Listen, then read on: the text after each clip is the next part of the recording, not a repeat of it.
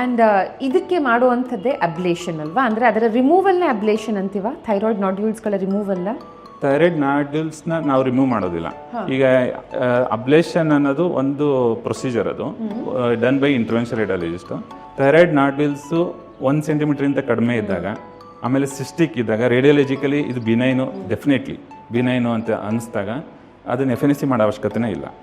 Once it's ಏನೋ abnormal ಇದೆ ಅಂತ ಅನ್ನಿಸ್ದಾಗ ಎಫ್.ಎನ್.ಸಿ ಮಾಡಿ to confirm it's a benign or some abnormality is there ಅಂತ ಹೇಳ್ಬಿಟ್ಟು.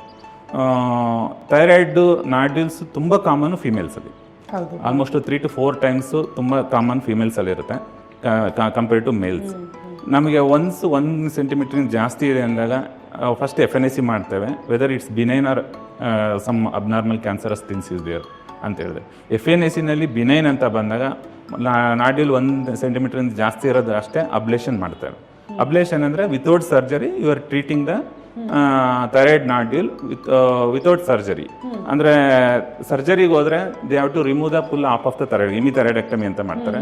ಎಮಿಥೈರಾಯ್ಡೆಕ್ಟಮಿ ಅಂತ ಮಾಡಿದಾಗ, ಯಾಕಂದರೆ ನಾಡ್ಯೂಲ್ ಅಷ್ಟೇ ತೆಗಿಲಿಕ್ಕಾಗಲ್ಲ ಸರ್ಜರಿಯಿಂದ, ದೇ ಹ್ಯಾವ್ ಟು ರಿಮೂವ್ ಅರ್ಧ ಥೈರಾಯ್ಡ್ ತೆಗಿಬೇಕಾಗ್ತದೆ. ಇಫ್ 2 ಥೈರಾಯ್ಡಲ್ಲಿ ತುಂಬ ಮಲ್ಟಿಪಲ್ ನಾಡ್ಯೂಲ್ಸ್ ಇತ್ತು ಅಂತ ಹೇಳಿದಾಗ ಅದು ಮಲ್ಟಿ ನಾಡ್ಯುಲರ್ ಗೈಟ್ರ್ ಅಂತ ಕರೀತಾರೆ.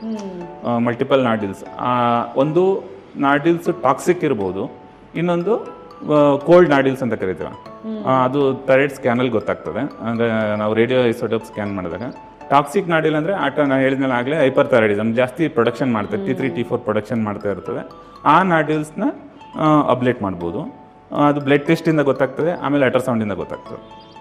ಅದಾದಮೇಲೆ ಎಫ್.ಎನ್.ಸಿ ಮಾಡಿ ಈ ಕನ್ಫರ್ಮ್ ಮಾಡ್ಕೊಳ್ತೇವೆ. ಬಿನೈನ್ ನಾಡ್ಯೂಲ್ಸ್ನಷ್ಟೇ ನಾವು ಈಗ ಅಟ್ ಪ್ರೆಸೆಂಟ್ ಗೈಡ್ಲೈನ್ಸ್ ಇರೋದು ಬಿನೈನ್ ನಾಡ್ಯೂಲ್ಸ್ಗೆ ಅಬ್ಲೇಷನ್ ಮಾಡಬೇಕಂತ ಅಂತ ಇರೋದು. ಸರ್ಜರಿಗೆ ಹೋದರೆ ಅದೇ ಎಮಿಥೈರಾಯ್ಡೆಕ್ಟಮಿ ಮಾಡ್ತಾರೆ, ಇಲ್ಲ ಟೋಟಲ್ ಥೈರಾಯ್ಡ್ ರಿಮೂವ್ ಮಾಡ್ತಾರೆ.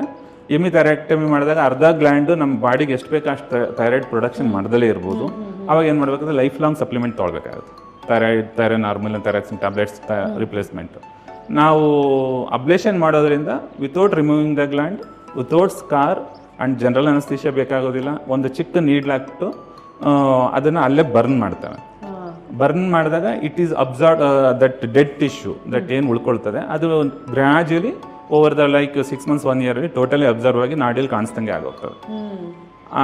ಅಬ್ಲೇಷನ್ ಅಂತ ಹೇಳಿದಾಗ 3 types ಇದೆ. ಅದರೊಳಗಡೆ ನಾವು ಮೈಕ್ರೋವೇವ್ ಯೂಸ್ ಮಾಡ್ಬೋದು, microwave energy, radio frequency energy use ಮಾಡ್ಬೋದು, ಇಲ್ಲಾಂದರೆ ಲೇಸರ್. ಮೋಸ್ಟ್ ಕಾಮನ್ಲಿ ತುಂಬ ಸ್ಟಡೀಸ್ ಇರೋದು RF ರೇಡಿಯೋ ಫ್ರೀಕ್ವೆನ್ಸಿ ಮತ್ತು ಮೈಕ್ರೋವೇವ್ ಅಬ್ಲೇಷನಲ್ಲೇ ಥೈರಾಯ್ಡಲ್ಲಿ ತುಂಬ ಸ್ಟಡೀಸ್ ಇರೋದು. ತುಂಬ ಒಳ್ಳೆ ರಿಸಲ್ಟ್ಸ್ ಇದೆ. ಆಲ್ಮೋಸ್ಟ್ 95% ಸಕ್ಸಸ್ ರೇಟ್ ಇದೆ.